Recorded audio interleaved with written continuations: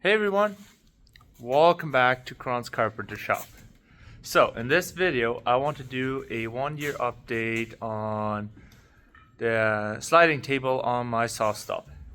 It's been over a year that I've been using it and been using it a lot. So I'll flip the camera around. So I had so many views on the last video I did of how I made it. It seemed like everybody really liked it, and now I just want to give you an update. So after 1 year, I think I've used it enough. To remind you guys, like all my doors and everything I cut with this, for all the frames, like for all the face frames and everything. Every single cut that I do with the sled, the table slide, and it's still working really good. I did test the other day. I did test the trueness on if it's a square. I did a full sheet of plywood. I cut it. It was 4 foot long, and it was like half a 30-second off of an angle. So I think that's good enough at 4 foot. So imagine you do a 2-inch piece of wood. I think it'll be nice and square. So only thing I added here was to this. Last year, after using it a lot, this started to be a little bit loose. So I added this little stump that goes into that hole. When you set it in, just like that, it goes in there, and that holds it really nice and tight.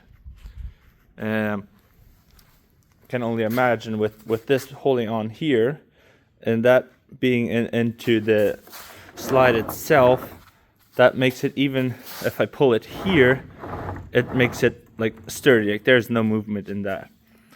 But there was one guy left a comment then when I posted the video. He said I should put a flat bar or some kind of metal here for the little rollers to roll on, and I am going to do that because after 1 year you can see where the rollers roll on this plywood, and it's been eating out a bit. This is probably like a right here deep spot, probably like 1/16 inch deep groove here. So I'm going to do that sometime now, but besides that, everything's been working really good.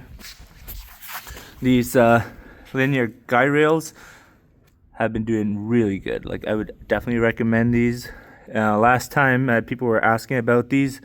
I will put an Amazon affiliate link. I finally got that set up, so I will put a link in the description where you can go ahead and grab this or other parts that I've used on this build. So yes, I think with this little upgrade, if you make one, just put a piece of metal strip here where the roller can roll on. I might even cut a little groove in there where I'll lay it in so it's nice and flush, or I'll just put it on top, whatever. We'll see what works best, but that would make it roll probably a whole lot easier. So yeah, I figure I would just do a little update video on that. Sawstop's been doing really good. This whole setup, I really like this too. Like I can adjust my repeated cuts, and also the ductwork's been good. But yeah, my next video, I think I'll do a little update on the 79 Ford. I'm going to take the motor out and refinish that and do the whole engine bay and all that. So yes, I figure I'd just do a little update video on that, and so you guys can see how it's been doing after a year. So sometimes one can build something and then it just lasts a few weeks and then maybe start to get all crooked and whatever, but this has been working really good. So thank you for watching, and see you in the next video.